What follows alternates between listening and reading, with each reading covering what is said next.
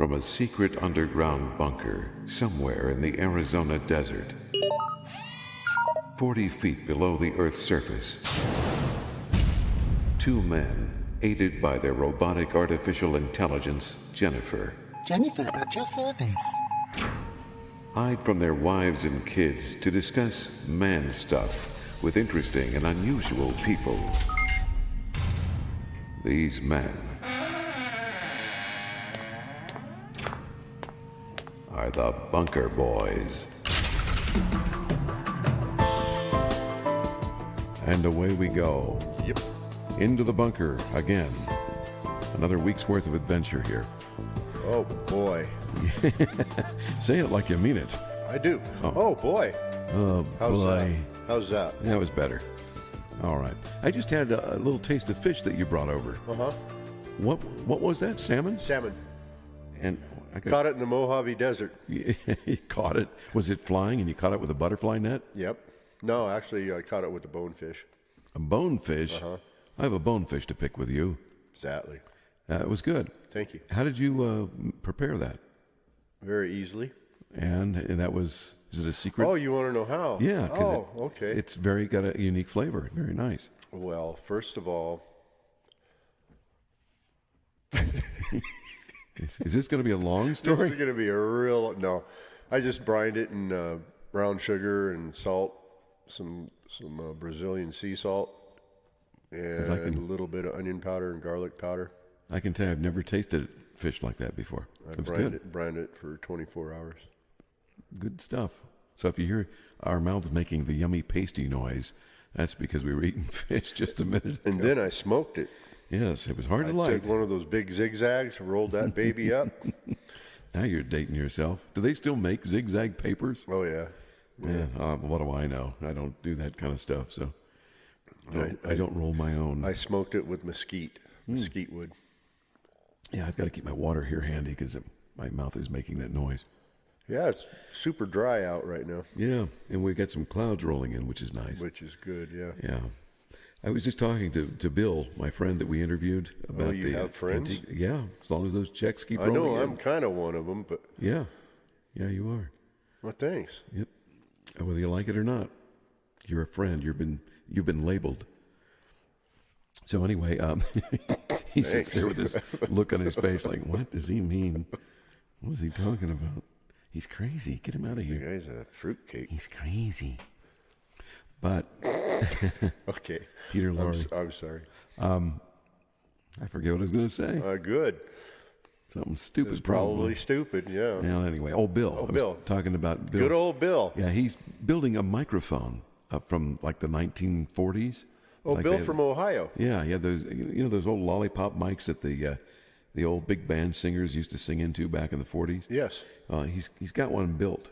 He actually built me a replica that worked, but he's doing a real nice job on one, and it looks great.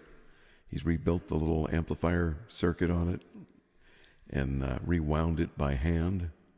We're going to have to get him back on the phone again and talk with him again one of these days. Yeah.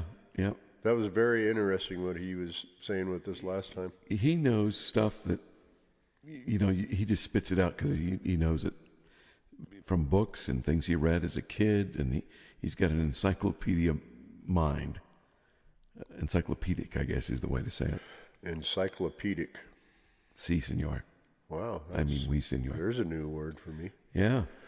A very encyclopedic mind. Yes. You said that so well, Like I I've said used it before. Oh, I have many a time. Right.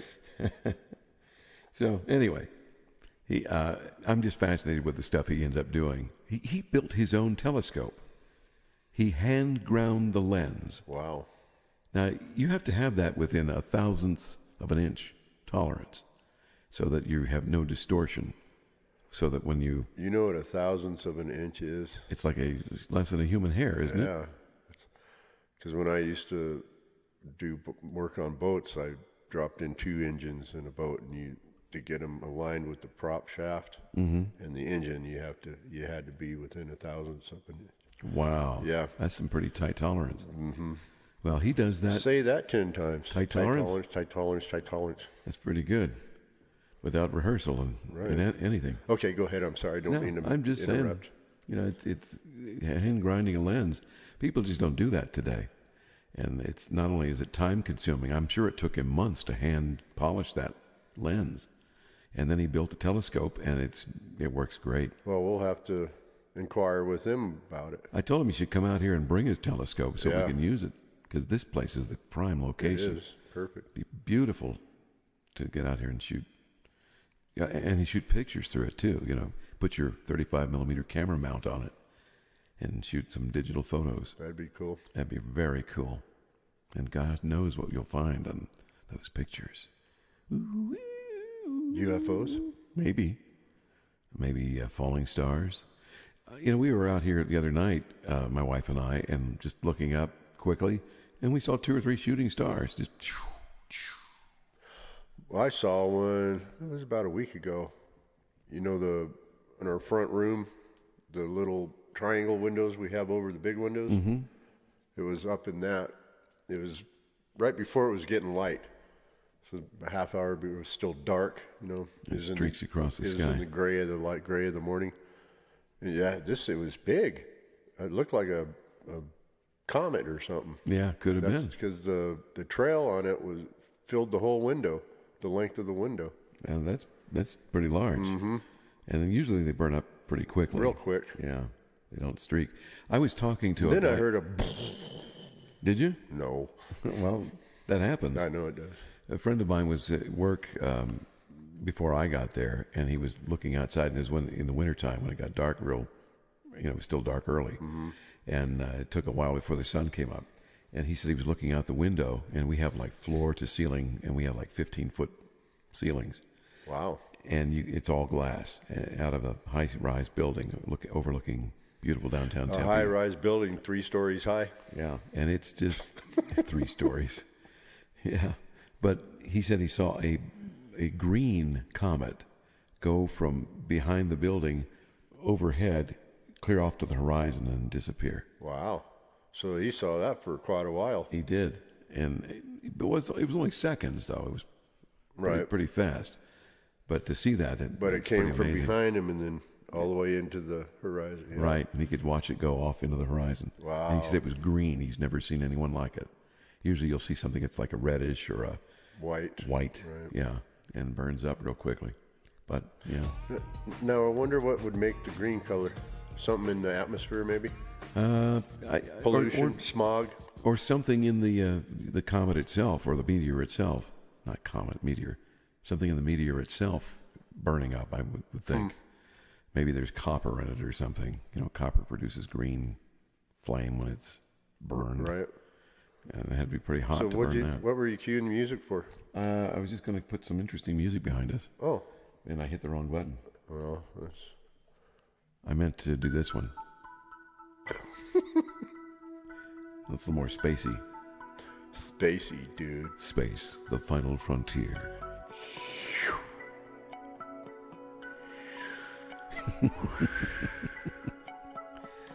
Yeah. I don't know. It just adds a little atmosphere. Atmospheric acid? Something like that. So, what said you were gonna talk about something now? I was, and I can't remember what that something was. You're getting old. That's terrible. I'm getting tired. We're doing a lot of work up here at the old radio ranch, trying to get things in order so that when we do get ready to retire, we can. And we've got things set up pretty nicely now. Just minor things to get done before we actually move up here. And it's gonna, like I said, it's gonna be a little while because the kid's still in school. And as soon as we get him out of high school and ready for college, if he chooses to go, then we'll be all ready with this place. That's a good thing. Start loading stuff up, and then we have to get the other house ready for sale. Right. And that's not going to be fun. If I were rich, it would be no problem. We'd just have somebody do it, hire a painter and whatnot. But we'll probably end up having to do most of it ourselves. Yeah, like me. Yeah, that's the way it goes, But I do have a window guy coming out this Wednesday. Oh, do you? Yeah. You going to replace a window? 3 of them. Okay. The 3 big windows in the front. Oh, yeah. because you could hardly open them or close them anymore. Yeah, the house has shifted, huh? Well, no, there's crappy windows. Oh, they're just bad. Yeah. Okay. It's not the house. Yeah. Well, the house is crappy too, but anyway, it's not. It's the windows, the make of the windows. I never even heard of this window company. Yeah. It's Kuwaki or some. I don't know. Fly-by-night window company. Yeah, basically.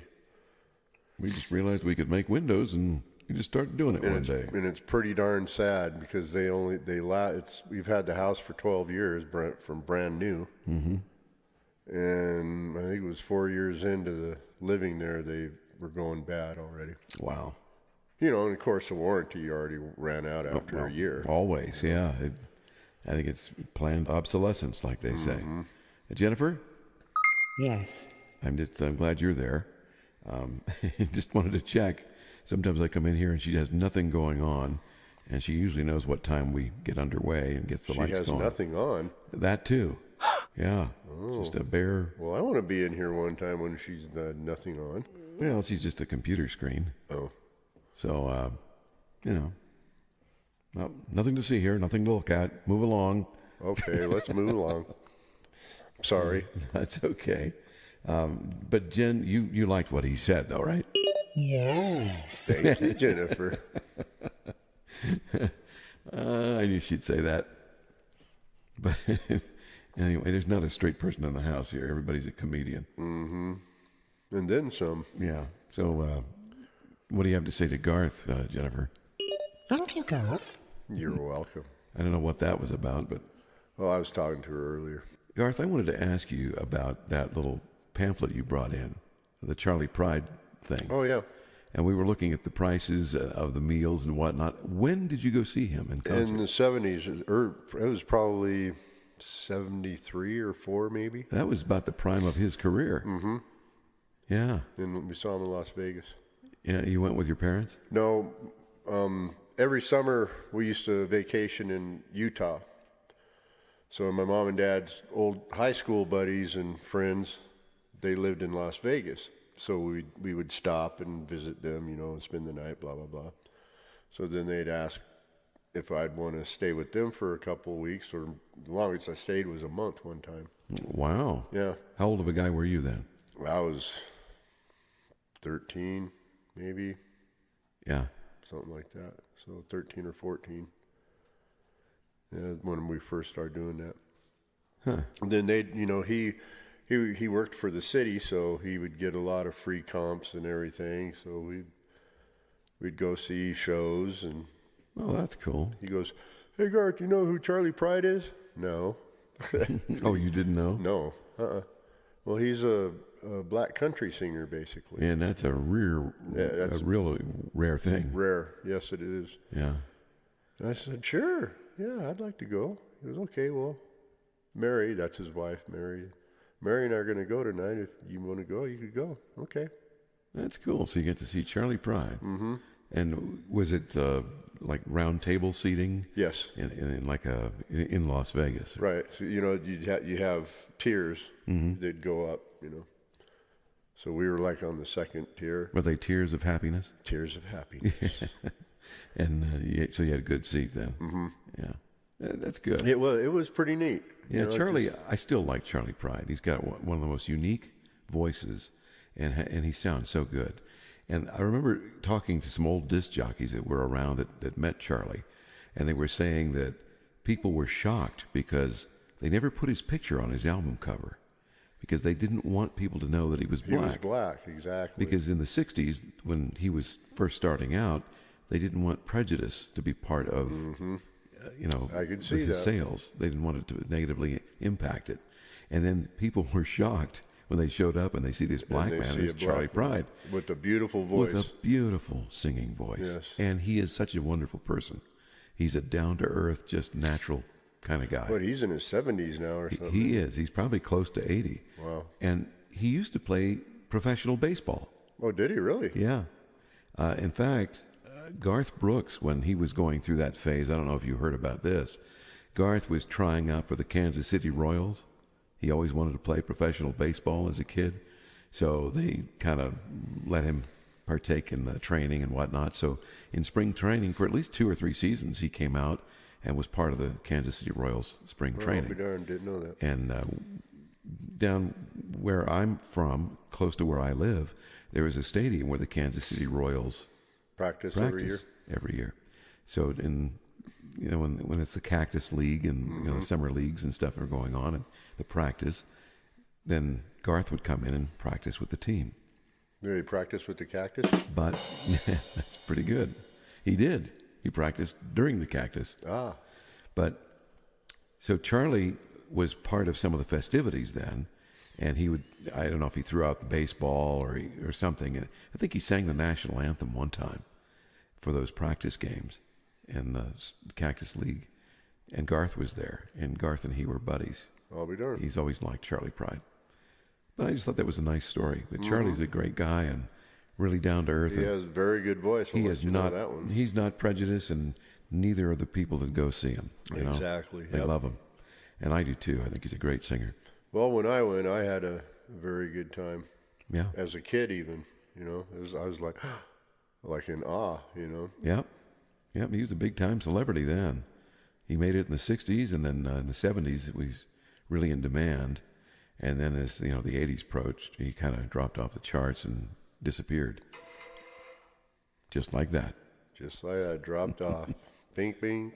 But yeah, that's why I brought that over. That pamphlet over. That's a great thing, and Kept it since a kid the prices they were high for that time of for that year. Yeah. For those years. like $10 for something. And, No, it's 15. You want me to look at it? real yeah, quick? read some of the prices off, because now remember this was Las Vegas in the '70s, 70s, and would you think it was the early '70s or mid mid to 70s? early. Yeah. Okay, all right. What do you Well, got? I can't. I don't have my glasses. Well, right there. Here, go ahead. Here's- You have a better voice,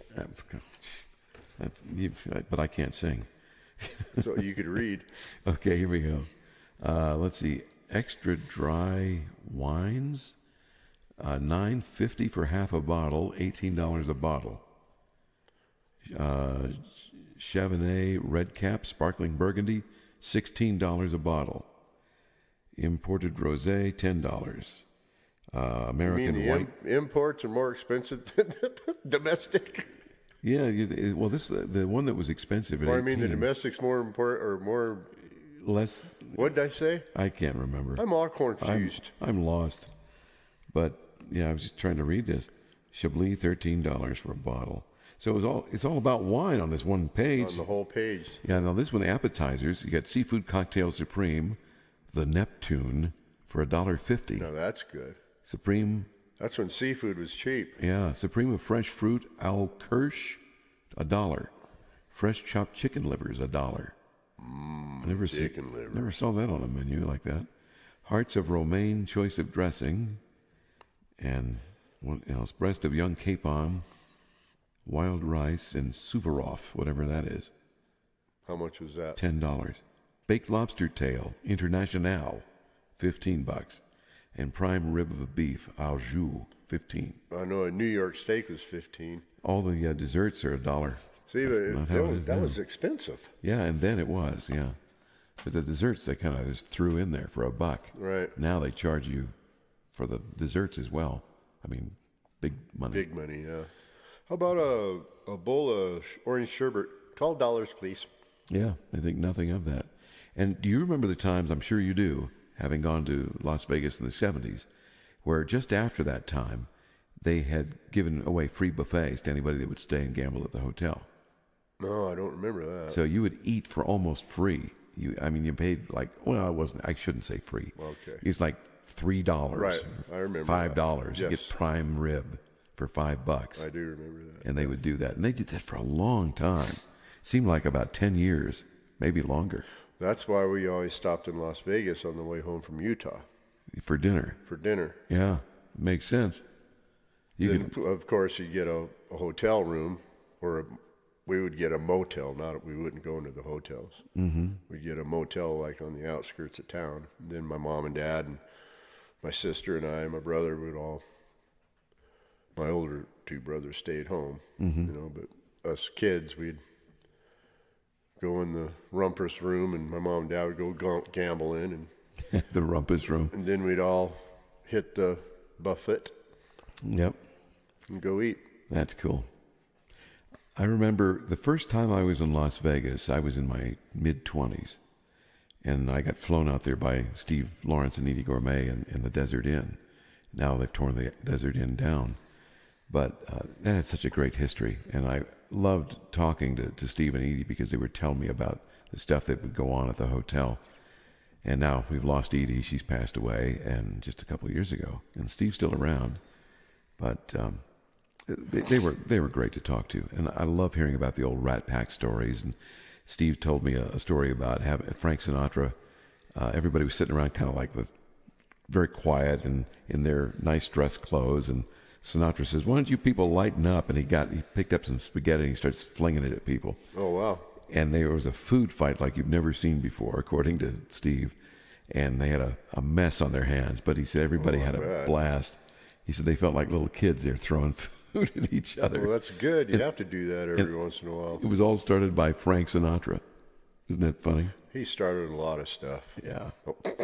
Overall, he was a pretty good guy. He had a heart of gold, but he was rough around the edges. Right. And if you rubbed him the wrong way, even if you didn't mean to, he was a force to be reckoned with, unfortunately. Mm-hmm. I think that's why my dad didn't like him too much. Yeah, he was an acquired taste, and he thought a lot of himself. But I think part of that was because maybe mentally he really didn't think much of himself. He always felt like he had to prove something because of where he was raised and who he thought he was. And I think that had a lot to do with things. Because you see, when there's an underdog story, like a kid is, like that story I told about, Burt Reynolds witnessed, where the kid dropped the glasses in front of Sinatra, Right. all those drinking glasses, and shattered them. And the owner of the store read him the riot act and said, "Why did you break all my glass in front of Mr. Sinatra?" And Sinatra stuck up for the kid. He goes, "Hey, kid made a mistake. It's not a big deal." Yeah, it was an accident. And he goes, "I'm going to teach you a lesson." So he makes the kid break all the rest of the glasses, and he pays for them. He says, "Now you clean it up, and that kid better be here by the time I come back next time. Otherwise, I'll never come here again." I mean, that's just what he was. He stuck up for the underdog because he always felt he was. Well, he's the one who found John Denver, He did? who made John Denver big. Yeah. I did not know that story. Yeah. So what happened there? Did he discover him at a hotel or something? At some bar or something like that. Heard him playing. Yeah. Wow. I never knew that. That's those two people you wouldn't think of together. Right. There's I agree. quite a few like that. But yeah, I didn't get to know many celebrities. I think the person I got to know best out of anybody I met was Steve Lawrence and Edie Gourmet, and I didn't know them well. I knew them in passing. They knew, Acquaintance. yeah, they knew what radio station I worked for, and they knew I was a So young they man. tried and- to stay away from there. No. Oh. I'll tell you what, they always remembered me, no matter where I was. If I walked up to them, they would say, "Oh, well, here's Chris," and they would introduce me to people, and Oh, I'll be darned. they never forgot who I was. And Steve's got that kind of a You mind. must have been a likable person. Well, I don't know, but they were. Well, they were everybody very likes kind. you now. Not everybody. Believe me, not everybody likes me. But I try not to tick people off. I'm very opinionated. That you are. But everyone is. Everyone has their own opinion and thinks their opinion is the right thing. So I don't fault someone for having a strong They're opinion. opinion. Opinion. Oh, I thought you said they're opinion. Well, there's that too. But Okay, go I ahead. just I'm felt sorry. impressed that He rolled his eyes, everybody. Now he's getting pissed at I me. did not roll my eyes. Roll them back, would you please? But Steve was impressive because he could remember anybody he met. He made it a point to remember their name and especially if you were disc jockeys, because you played his music and he appreciated that. And not many people were playing their music in the 80s. I mean, their stuff was hot in the 60s. Mm-hmm, exactly. In the 70s, they kind of were petering out, and they still toured, and the older folks knew who they were. Mm-hmm. And when they appeared in concert, the older crowd would show up. Exactly. Just the people that would know Frank Sinatra and who he was. Like my mom and dad used to. Yeah. Sure. So I really appreciated them. I think Steve Lawrence is probably one of the finest male singers that ever lived. And he's still around. And I'm going to have to listen to that album that he created with the guy from the Archies. I can't even think of his name. Jennifer, can you look up the Archies producer? Yes. Okay. We're going to let Jennifer look that up. Alrighty. Researching now. Yeah, I can't. I wish I could remember his name. It's I Ron something, and he was the voice of the Archies. He was the guy that sang all the parts, and he used to do jingles and whatnot. I do remember that much, but maybe she'll bring it up here. Sending to display now. Thank you, Jennifer. already. Well, that was quick. Yeah, here it is. She's good. Yes, she is. She's excellent. Ron Dante. His birth name was Carmine John Granito. He was born in 1945 in Staten Island, New York, and this is according to Wikipedia. American singer, songwriter, session vocalist, record producer. He's best known as the lead singer of the fictional cartoon band The Archies. He was also the voice of the Cufflinks, and he co-produced Barry Manilow's first 9 albums. Wow. So he's a producer too. So Archies, their biggest single, what was it? Hey, sugar. Yep, Sugar Sugar. Yep. Written and composed by producer Jeff Barry and Andy Kim. Now, Andy had his own hit record, and I'm trying to remember the name of it.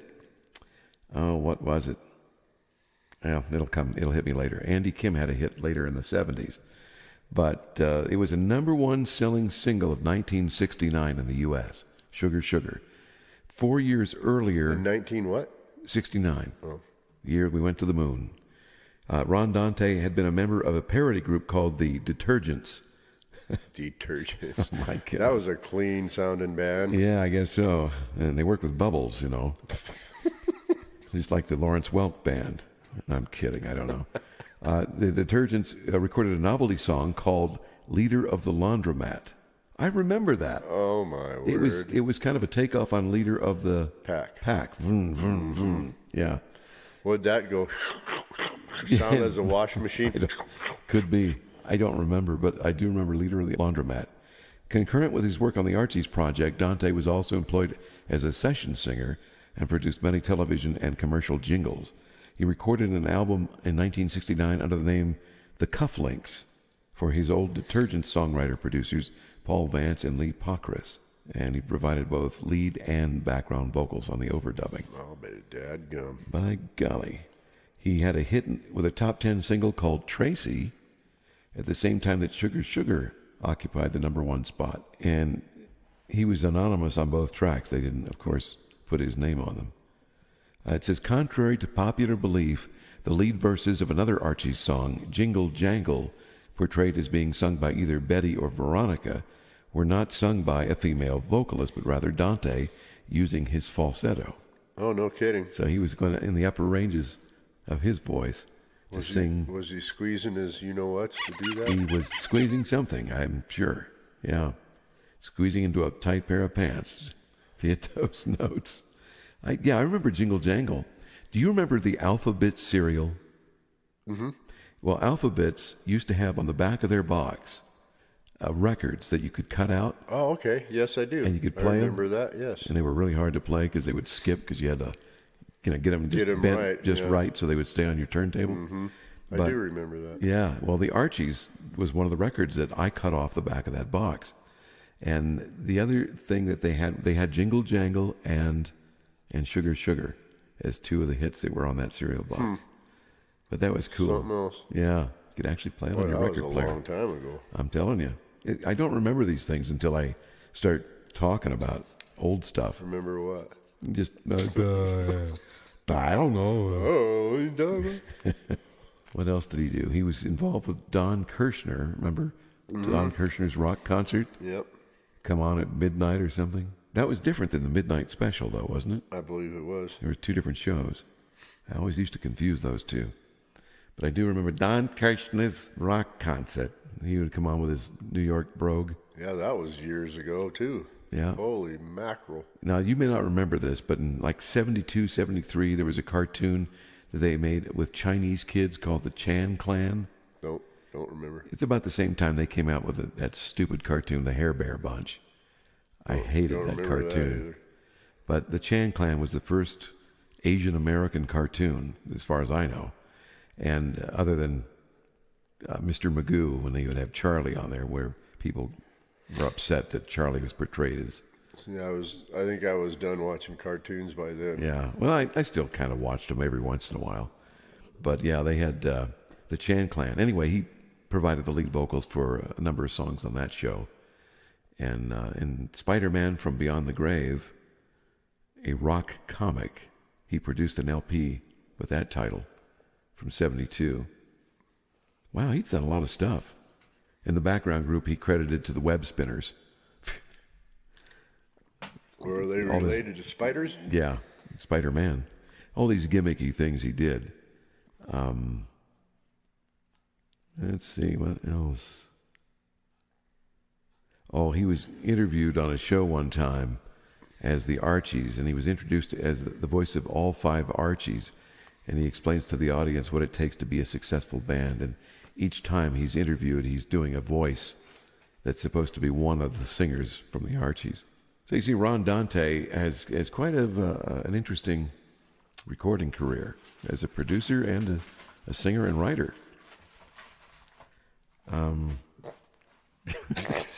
Are you reaching into your... I'm reaching into my bag of tricks. Okay. Yeah, well, I'm just careful of what you're pulling out there. Oh, go ahead. Everything's all right. An adult barley pop. Yeah, I heard it. Did you hear it?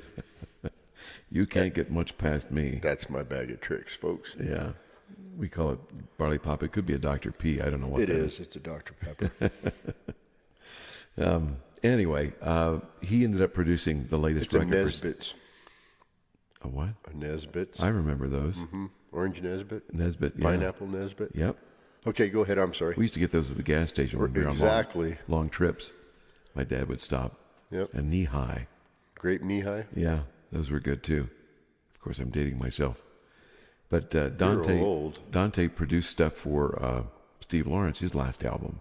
So I'm curious to hear it. I've only heard snippets of one of the cuts, and Steve sounds great on it. But Dante said, hey, you know, Dante's 72, and Steve's older than that. He said, you've got a great voice. You should go back into the studio and sing. There's no reason because Edie's gone that you should quit singing. Mm-hmm. You know, and because they used to do duets. They also had solo careers. You know, Edie had hers and he had his, and then later they just performed together, and they were so good. But that was back when the machines at the casinos delivered real coins. Yeah. And that's the last time, I mean, when I first went there in my 20s, they still had coins in the machines. You know, when I don't know what year it was, but we went to Vegas. I think I went in the Barbary Coast. Mm-hmm. Remember that casino? I've been in that a time or two. I went in the Barbary Coast, and I like playing slot machines. Yeah, they're fun. So that's when, I think that's when they first started coming out with the computerized slot machines that you don't have to pull the handle. Mm-hmm. You just push the button. Yeah. I'm like, well what is going on here? It was a bit confusing. It was. It's like you're so used to pulling that handle, and then all of a sudden we got buttons. You had to read the directions and try to figure it out. Exactly. Yeah. And then when you were finished, it gave you a slip of paper to redeem at the cage. Mm-hmm. I'm like, what? it flubber-dumbed me, you know? Yeah, it didn't seem natural or normal. And it wasn't fun anymore. Yeah, I like to hear those coins hitting So do that. I. And carrying them around in a bucket. That was kind of fun. But I think they get more older folks because some of the old ladies didn't like carrying those around either. Well, yeah, 40 pounds of nickels or pennies or something. Much easier to carry a receipt to the cage. That's very true. Yeah. Man, we're dating ourselves. Uh-huh. But that's when I basically quit going to casinos after that. It's no fun anymore. Well, in a way, and I don't want to say that they're dishonest because I don't think they are. They have to be commissioned by the state, and the state They have to be dishonest to make any money. But, you know, No, I'm just I kidding. can't make out all these crisscross patterns that I was going to bring that one up too. you win if you get this, that, and the other. It used to be you could tell by looking at the wheels. Now, which one are you winning off of? Yeah. What? So we're depending on the machine to tell us whether we won or not. Right. And that to me says It could be. danger. Yeah, it could be taking all your money, and How do we no know idea. it's, you know? Bingo. So yeah, I don't know. I guess you have to be a slot machine junkie or guru or something. I To don't understand all of it. Yeah, I don't worry about it because I don't gamble that much. know. Yeah, me either. But it's the idea of the whole thing is it feels like it's out of your control now, It is. and you're going, what? I don't know if it's as honest or it isn't, or what's the pay line? There's about 60 different pay lines, and it depends on how many coins you pay. So, and I understand that concept. I mean, you win more if you pay more. You take more of a risk. Right. That makes sense.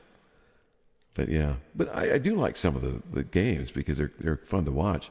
The things that kick into the special rounds, like if you hit some special pay line and it throws you into a bonus round, and the slot comes up and it gives you a little cartoon that plays and says, "Now pick 5 of these cases," or this little UFO is coming down and landing on a cow and picking it up, and if it drops it into this bucket, then you win so much money and whatnot. Never seen that. Yeah, they're pretty entertaining. But like I said, although ever since that, I have hardly ever been to the casinos. I think I've only been 1 or 2 times. And when was that last time? I Can don't you- remember. Was it in the 80s, you think? It could have been, Yeah. but no, I don't think it was. Or is I it think 90s? it was later. I think it was in the 90s when all that stuff Started came happening? out. Yeah, I can't remember either. But yeah, it all runs together to me. I was talking to my wife about something, and I said, "Yeah, I remember that happened." And she goes, "Yeah, do you realize how many years ago that was?" She goes, "That was 30 years ago." I said, "No." And I Time looked it up. flies, let me tell Sure you. enough, 30 years ago. Isn't that something? I used to think it was so cool when I could say something happened a decade ago and I knew about it. Mm-hmm. I think, oh, I'm now a mature person. I can say a decade ago I did this, and then I got to where I was saying 20 years ago I did this. Now it's like 40 years 40 ago years. I did this. What? Yeah, it's just unbelievable. I agree. You know, I don't feel much older than I was in my 20s, Me either. but I'll be 60 years old this year, yeah, and I still feel like I'm 40. My mind says I'm still 40 until you try to lift that truck until with your superhero powers. but my body's telling me, no, you're almost 60, dumbass. Henceforth, he'll be known as DA around the campus. Okay, I have a question for you. Okay. You know, we're two older guys, not old guys, but older guys. Mm-hmm. Is there something you've always wanted to do that you've never gotten to do, like skydive, or take a trip across the U.S., or fish some exotic ocean By part? all means, all the above. Really? Yeah. Anything specific at the top of your list? No, not really. Just like I'd like to do all kinds of stuff still. Yeah. No, it's cool that you still like to camp. Mm-hmm. Yeah. Heck, I go up on top of the hill and camp That's on our nice. own property. Yep. Well, it's beautiful out here. It Why is. not? I told my wife we need to do that. There's a couple spots on our property, and it's not too far from your house. Well, we'll have a party one We day. could just put a little campfire out there, but not today. This is the no burn Yeah, week. it's so dry out here. Oh my gosh. No burn year. Did you ever read the rules and regulations about no burn times? Even on private property, you're not allowed to burn things. Right, you're not allowed to do And anything. I told my wife, I said, we need to look that up. And she goes, okay. She gets out her phone. She looks it up. And she says, well, here's the deal. No chainsaws, no firing of firearms. Right. No. I said, really? You can't even shoot a weapon? She said, that's what it says. That'll cause a spark from the bullet I suppose it could. hitting a rock Yeah. or something. It'll spark. Wow. Matter of fact, I think it was 2 years ago out here. Well, not out here, but here in area where we live. Mm-hmm.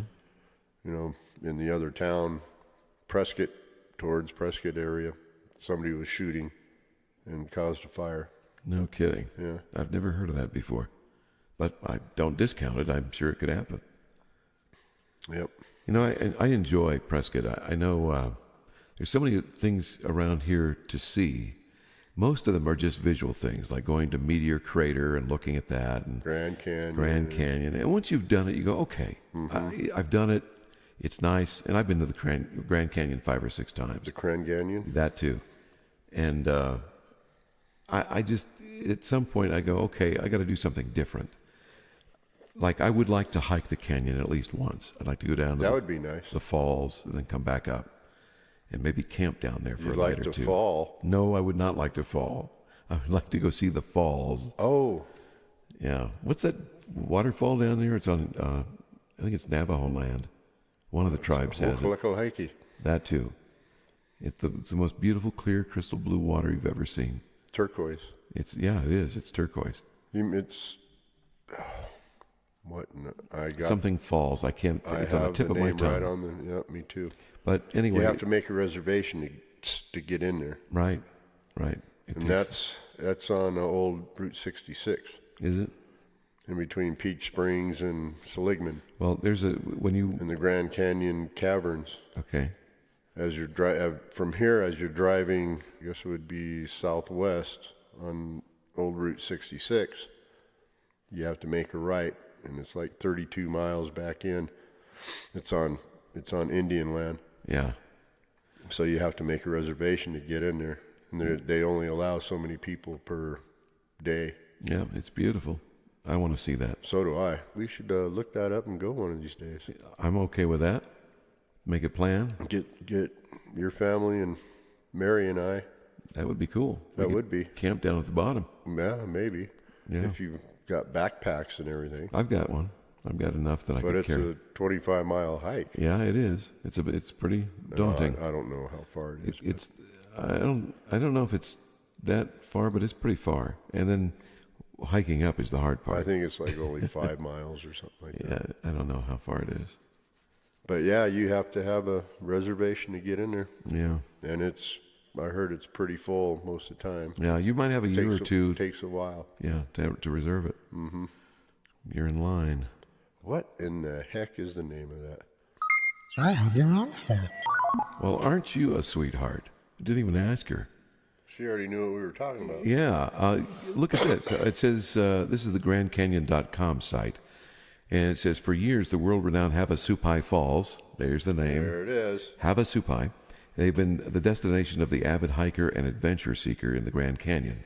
As a result of this ever-increasing demand and with the last 2 years of viral videos on the internet, fortunately, in 2017, the Havasupai tribe made it possible for online reservations for camping.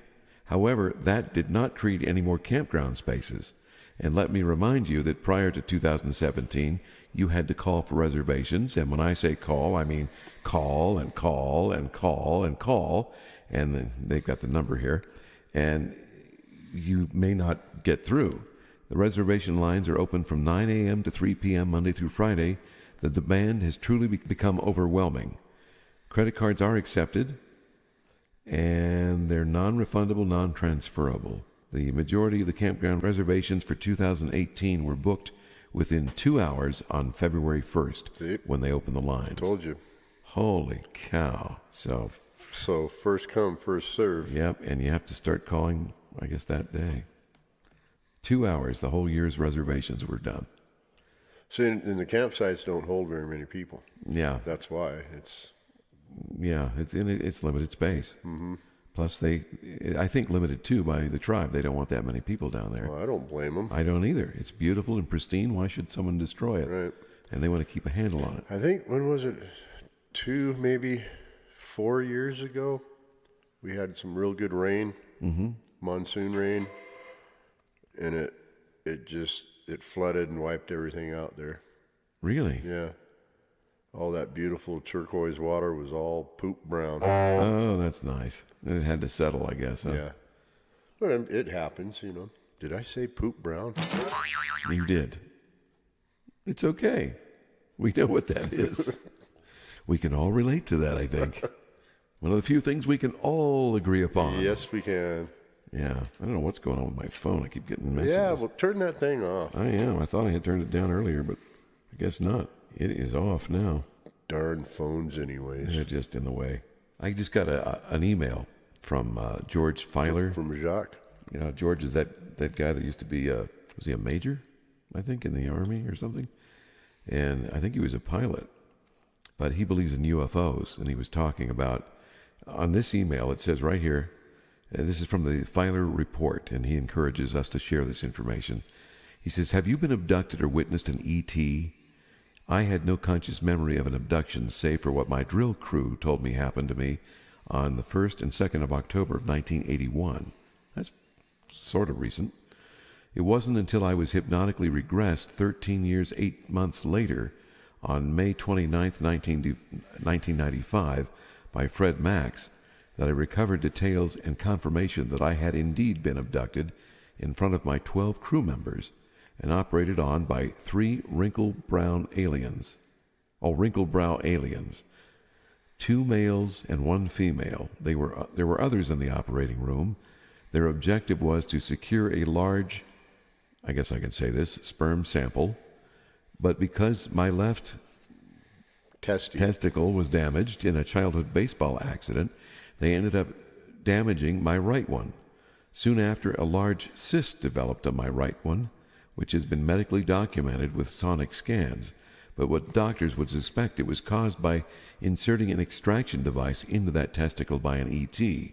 Still, that is data worthy of complementing multiple witness testimony and an extensive hypnotic regression. But this abduction never attracted the attention that Travis Walton's abduction did. You know, Travis is the one that was up near Show Low that had been abducted by aliens. Here in Arizona. Yeah. He says, I can understand that because there were many people involved in Walton's investigation, including police.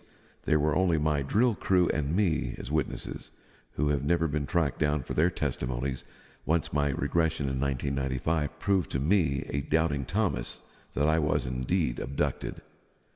And have you ever heard of Linda Moulton Howe? No. She's an investigator. I think she was like Miss Ohio or Miss Pennsylvania back in the 60s or something. But now she's an investigator of the paranormal, and I think she started off with those cow mutilation stories, where ranchers would find dead cows that had been surgically laser cut and their organs removed, and no one knows why. Eyeballs and ears and there's buttholes. And there's no blood. Right. And, well, Linda said she gave a 39-minute review of MJ-12 and what's been disclosed regarding recovering alien vehicles and bodies since the year of 1941. And it's a video that's out on YouTube, so you might want to look that up. That looks pretty interesting. She documented 5 types of aliens named by MJ-12. The Ebens, that's E, B as in boy, E, N as in Nancy, S, Ebens. As in suck. Archeloids, podloids, peploeloids, and trontoloids. What? How about hemorrhoids? Yeah, We how missed about that one. hemorrhoids? But he says, my interest was which one of these types of aliens abducted me from the Bailey No. 1 well site on October 1st and 2nd, 1981, near Richmond, Virginia. The only times I've met this type of alien was in Virginia on 3 different occasions between 1981 and 94. On my well site abduction website, I provide drawings of the type that abducted both me and my wife, Pat, even interacting with her at Brown University. Also, the late Dr. Carla Turner wrote about Polly, who drew similar wrinkled brown aliens with a chalky yellow skin that can appear white or tan. I thought they were brown. They said it's a chalky yellow that can appear white or tan, but he calls them wrinkled brown. Right. That's further confusing the story. It says they are similar to what MJ-12 calls the archeloids, with ridged or wrinkled cranial skin. Cornett reports I've been abducted at least 2 times for a sperm sample. Then in 94, I met 2 of my hybrid children in a live televisual projection from space over my bed on the morning of October 23rd, 1994. 12 days earlier, I had been paced along the Garden State Parkway by 2 alien craft, and I communicated telepathically with the pilots. You know, this stuff sounds so It's far-fetched. kind of hard to believe, yeah. It's. I believe this person thinks this is what happened. I believe they saw what they say they saw, but I don't think it's what Really happened. really happened. Yeah, you're right. It's kind of hard to believe, but then there's some parts in there that, possible. Yeah, so you had basically missing time. And to wrap this thing up, he says, the next thing I remember was getting back into my car and continuing my journey. I had this screen memory that I had helped an alien fix his vehicle, but I could not explain why my testicles ached severely. When I got to Buffalo, I was an hour late. I had an hour of missing time. Bonnie Lee Harrington became pregnant about a week or 10 days later in Collingswood, New Jersey. She was 17 and a Jewish virgin at the time. She gave premature birth after 4 months gestation to a pair of identical twins, Honora and Kyle, who this guy says I met in a live televisual communication from space October 23, 1994, 27 years later. A paternal-daughter DNA test could prove this extraterrestrial intervention. True story, and it would seem that only those who seek the truth sometimes get answers, and those answers are not always what they expect. Cheers, Bruce. So, I mean, there's a first-hand account of somebody who says, this happened to me, but it seems so far-fetched. And Strange things indeed. I want to believe them, but Right. it's like, well, I know exactly what you mean. and that's why I think these sometimes are projected by demonic entities to these people. They want them to believe this is what's going on, so then they can get others to believe it's going on. So when the big deception comes, when they come back to rule the earth, they're going to come from the sky as aliens and say, we're aliens, we're here to help you, we know things you don't know, so listen to what we have to tell you, take our advice, and let us lead the world. And basically you're handing the world over to Satan at that point, if you agree with them and follow them. So that's what I think the grand deception is coming, and I think this is the setup for it. Is that almost like the Grand Illusion? That's the Grand Illusion, which is Welcome to the Grand Illusion. that's an album by Styx. Right. Yeah. Interesting. Maybe that's what they meant. Never know. Who knows? But alas, we cannot figure out all these problems in one day. But it is interesting to talk about. Yes, it is. I agree. And we've wrapped up another episode. Another? Another. That was quite interesting. And there'll be more, I hope. Provided we keep doing this. Yeah. Yeah. Yeah. Any parting words of wisdom, Uncle Garth? Yeah, go.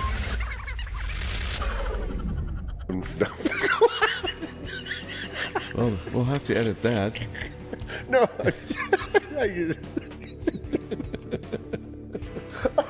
I had to do that. I had to see your face. Oh my gosh. If you could have only heard that. I took it out, but you'd have heard that. Garth, you're full of surprises. All right. And that's what I like about you. Okay, any pottery? Yes. What? You've got seconds. Don't slip on a banana peel. Oh, please. Okay, but anyways, in the strange but true facts. Are Yes. you getting this? Yeah? Okay, the colder the room you sleep in, odds are high that you'll have a bad dream. Really? Yep. So don't sleep in cold rooms if you want a bad dream. I wasn't cold last night, but I had a weird dream. Did you really? To be continued on the next Bunker Boys show. Oh, I'm Chris, and I'm Garth. and together, We're the Bunker unemployed Boys. and the Bunker Boys. No, we're not unemployed. Unemployed. We're the Bunker Boys. We're just the plain old Bunker Boys.